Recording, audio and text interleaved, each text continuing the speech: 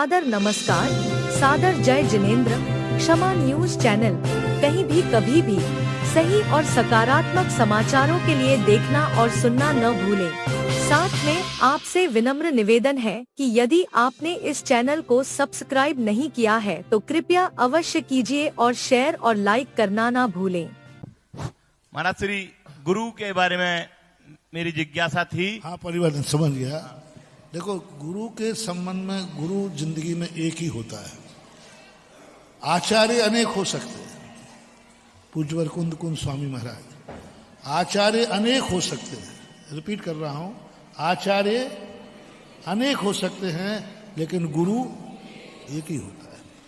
पूज्यवर कुंद स्वामी ने प्रवचन सार की चारी चूलिका में कहा, दीक्षा दायका गुरु।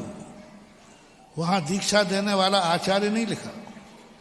उन्होंने कहा जिसने तुम्हें दीक्षा दी है वह दीक्षा देने वाला ही गुरु होता है। और एक शब्द एक डाला। अकलंक स्वामी महाराज ने राजवार्तिक में कहा, चित एक गुरु, गुरु हमेशा एक ही होता है। जैसे बाप एक होता है ऐसा गुरु भी एक होता है। आचार्य अनेक होते हैं। नमो आईडी, अपन नमो आईडी नाम पढ़ते हैं ना, तो इनमें कितने आचार्य आएंगे?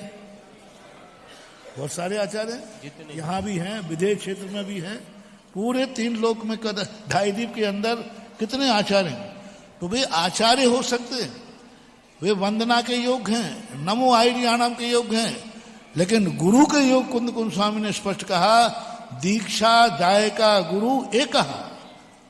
टीकाकारों ने भी यही शब्द का प्रयोग किया। गुरु एक ही होता है, उसके परिवर्तन की कोई जिज्ञासा गुंजाइश नहीं की गई, क्योंकि दीक्षा दायका गुरु, दीक्षा देने वाला ही गुरु है। इसलिए आचार्य सबको मानने में कोई आपत्ति नहीं है, लेकिन गुरु आपको सबको एक ही गुरु मानना चाहिए। गुरु एक ही होता है। सामान्य रूप से पंचगुरु होते हैं, हरहंत आचार्य उपाध्याय साधु पंचगुरु है। लेकिन जो गुरु की बात अपन चर्चा करते हैं, प्रायश्चित लेना, आज्ञा लेना। यदि आज्ञा लेना, बताओ कितने आचार्यों से आज्ञा लेंगे? आज्ञा आचार्यों की लेना चाहिए कि गुरु की? गुरु एक है इसलिए चल जाएगा। इतने आचार्य होंगे तो कैसे चलेगा?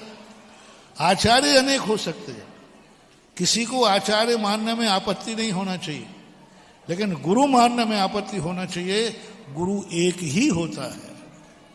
अब जो प्रश्न आपने किया कि गुरु यदि आपका खोटा निकला, तो गुरु के अंदर खोट निकली, तो आपको फिर दूसरा गुरु बनाने के लिए दोबारा दीक्षा उससे लेना पड़ेगी। नाम गुरु जब ही बदला जाएगा जब आप उनसे व्रत आदि, कोई जरूर नहीं कि आपको फिर से व्रत लेना पड़ेगा, फिर आपको दूसरे गुरु के पास जाना पड़ेगा कि उन गुरु ने जो मुझे व्रत दिए थे वे चूंकि खोटे निकले, इसलिए मैं यह व्रत अब आपसे लेना चाहता हूं। तो वो कहेंगे जो व्रत तुमने उनको दिए थे उन्हीं व्रतों के लिए आज से मैं तुम्हें आशीर्वाद देता हूं। तो ये गुरु बदलने के लिए रजिस्टर्ड होगा, कानून है, ऐसे नहीं उठाई तलवार, आज से ये हमारा गुरु, कल से ये गुरु, परसों से ये गुरु। यहाँ कानून है, जिसको गुरु बनाओगे उसके पास जाकर के कहना पड़ेगा कि हमें इन्होंने व्रत दिए थे, ये खोटे गुरु हैं, हमारे अनुकूल नहीं हैं, अतः हम इन गुरु को बदलना चाहते हैं। फिर वे गुरु उनको स्वीकार करेंगे, ठीक है, मुझे भी मालूम है कि वो गुरु ठीक नहीं है, हम आपको जो व्रत आपने लिए थे आज से मैं उन्हीं व्रतों को अपना आशीर्वाद देता हूं और मैं तुम्हारा गुरु, तुम मेरे शिष्य बनते हो।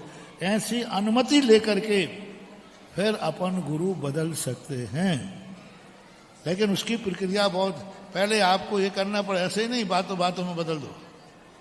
तो दीक्षा देने वाला ही गुरु होता है और दीक्षा दायका गुरु एक ही होता है, और ऐसा मानना चाहिए। ये व्याख्या आपके प्रश्न का ये जवाब।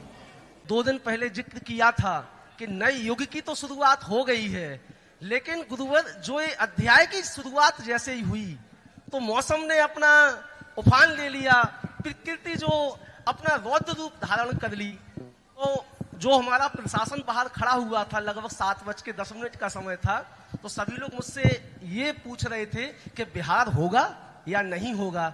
तो गुरुवर हम आज से 10 बार तो सोचते रहे कि हम कैसे पूछेंगे, और तत्काल 5 से 10 मिनट बाद अंदर से आवाज आई कि आपके लिए महाराज श्री बुला रहे हैं। तो मैं जैसे ही महाराज जी आपके पास पहुंचा तो मैंने सबसे पहले वही प्रश्न रख दिया, तो कि गुरुवर बिहार होगा कि नहीं। तो छुल्लक और एलक महाराज ने मुझसे कहा, अरे बिहार तो होगा ही, ये थोड़ी रुकेगा। और फिर गुरुवर जैसे ही बिहार हुआ, बिहार आगे बढ़ा कुछ, और जो खनिया धाना का जन सैलाब अपने इतने उफान पे था, इतनी भीड़, इतना बड़ा जुलूस और इतनी सारी चीजें साज सज्जा देख के तो गुरुवर ना जाने जीवन में मेरी तो पहली आगवानी रही है, और शायद मुझे लगता है खनिया दाना की भी ये पहली आगवानी होगी। तो गुरुवर मेरा जो प्रश्न है वो ये है कि अभी तो मूर्ति की बात हो गई है, लेकिन गुरुवर आप में ऐसा क्या है कि जो इतना लोगों में उत्साह रहता है, इतनी भीड़ भाड़ इकट्ठी हो जाती है, और गुरुवर मुझे कभी ऐसा सानिध्य नहीं मिला। अब तो ऐसी स्थिति है गुरुवर, यहाँ से जाते हैं, ऑफिस पहुंचते हैं और फिर ये लगता है फिर से हम महाराज जी के पास पहुंच जाएं। तो गुरुवर मेरा तो मन बिल्कुल भी नहीं लग रहा है। तो इसमें गुरुवर आप में ऐसा क्या है, हमें गुरुवर ऐसा आदेशित करें। पहली बात, हम कोहरे के कारण से लेटे, हम तो 7 बजे से बोरिया बिस्तर बांध के बैठे थे। बोरिया बिस्तर का हाल, अपने पाठ वगैरह जाप जो करना थे सब 7 बजे से कर लिए। हमने अपने महाराज लोगों से कहा कि चलो, तो बोले अभी बाहर कोई आया ही नहीं है। अब कैसे भी बोलते रहे हों। फिर हमने 7:30 बजे पूछा, तो बोले महाराज जी अभी थोड़ा सा कर। तो आप लोगों के कारण से हम लेट हुए, हम तो 7 बजे भी चलने को तैयार थे। और सबके भाव थे कि थोड़ा लोगों का माहौल बन जाए, नहीं तो 12 बजे के स्थान पर 11 बजे आ जाते। लेकिन कोई बात नहीं, लेट तो चलते ही रहते हैं ऐसे कार्यक्रमों में। अब रही बात क्या है, तुम लोगों को जो समझना, कोई कह रहा महाराज आपके पास जादू है, कोई कहता आप करते हो टोना, फिर कोई भजन गाते हैं कहते टोना। तो उसका जवाब दिया, यदि टोना नहीं करते हो तो जनता ऐसी चलती जैसे चाबी भरा खिलौना।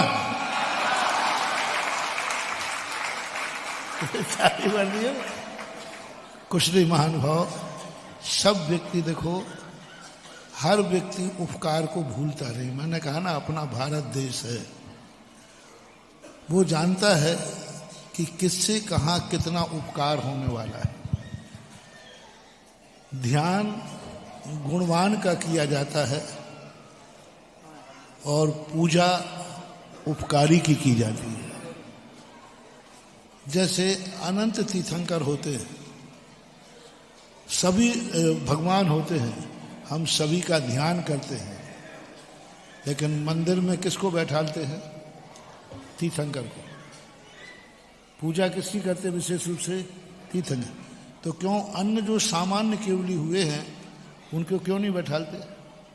6 महीने 8 समय में 608 जीव भगवान बनते हैं, उनको क्यों नहीं बैठालते मंदिरों में? 24 को क्यों लेते हो?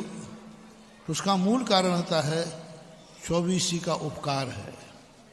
तीर्थंकर ने उपकार किया है, इतना उपकार किया कि आज वो उपकार नहीं करते तो हम और आप दुनिया में कहीं अभी मंदिर में नहीं बैठे।